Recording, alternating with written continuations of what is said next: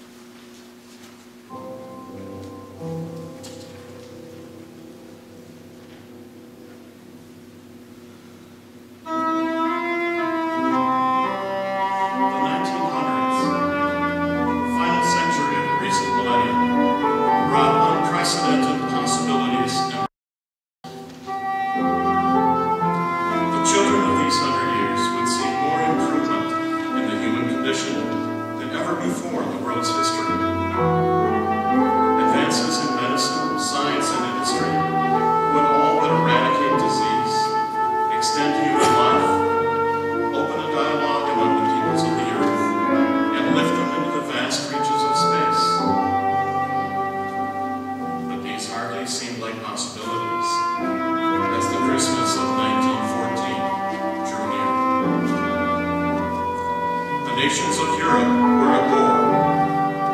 Anxious to expand and defend their borders, they summoned their best and brightest to the battlefront. Young men answered by the millions.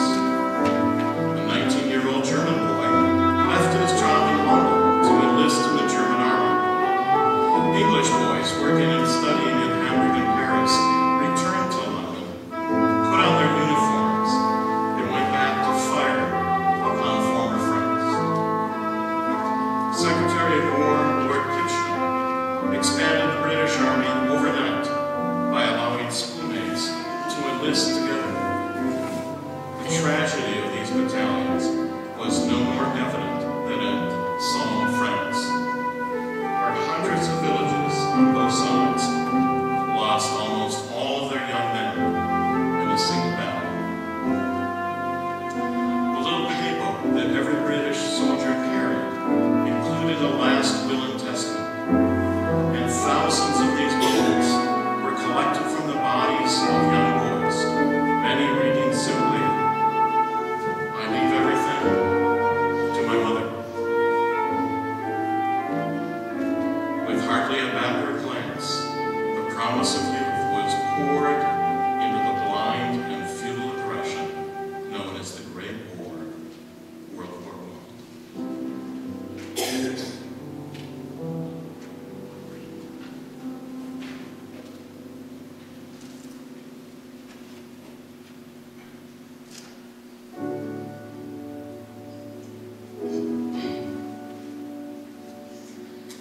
The new century brought a new kind of warfare.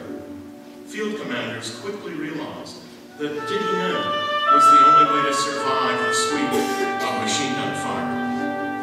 The German army had marched across Belgium before being stopped at Flanders Field. Some 60 yards away, British, French, and Belgian troops languished in trenches infested with rats and lice, pelted with freezing rain and shrouded. As temperatures dropped, disease took hold. Snipers picked off those who raised their heads above those earthen walls. The war was but 4 months old, each side losing thousands a day, both to bullets and that silent common enemy, influenza. Between the imposing trenches was an area about the width of a football field, no man's land,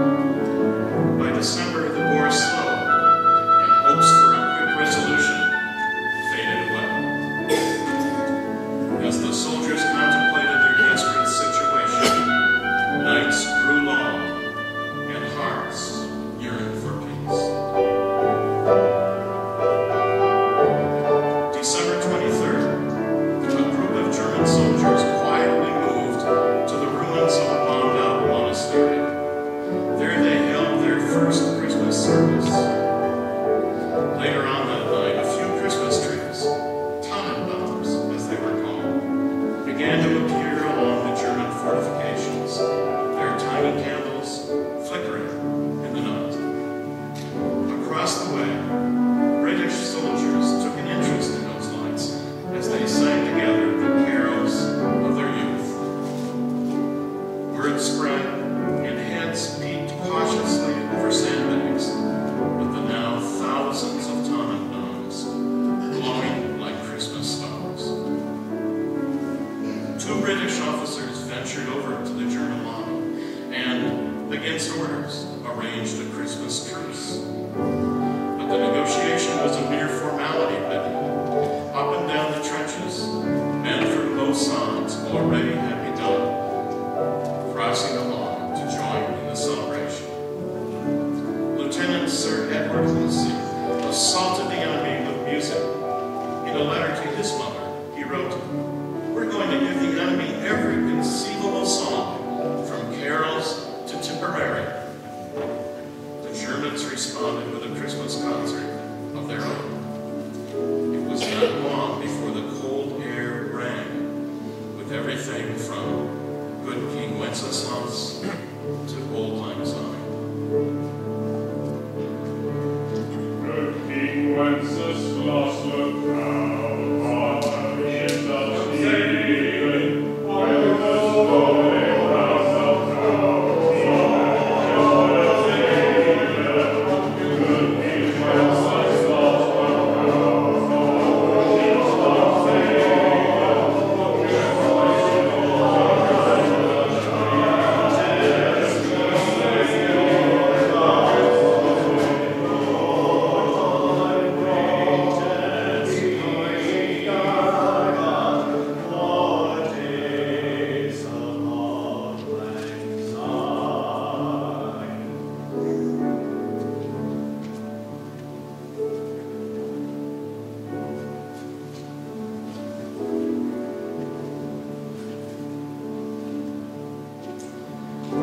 For the next 2 days, those tidings continued to spring from the hearts of common men who shared the common bond of Christmas. Whatever the spirit of Christmas had been before that hour, it was now, above all, the spirit of hope, of peace. A British war correspondent reported that later, the soldiers heard a clear voice singing the beloved French carol, O Holy Night. The singer, Victor Granier of the Paris Opera. The night watch must have lifted their eyes toward the heavens as they heard his plaintive call.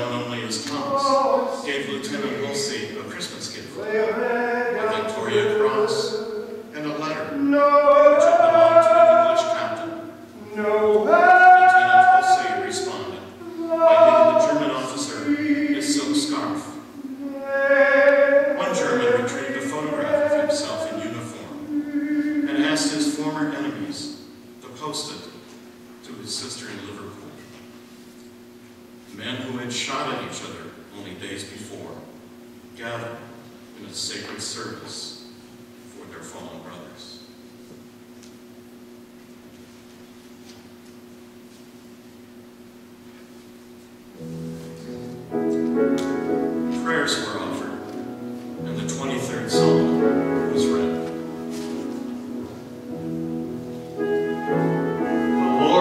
my shepherd, I shall not want. He maketh me to lie down in green pastures. He leadeth me beside the still waters. He restoreth my soul. He leadeth me in the paths of righteousness for his name's sake.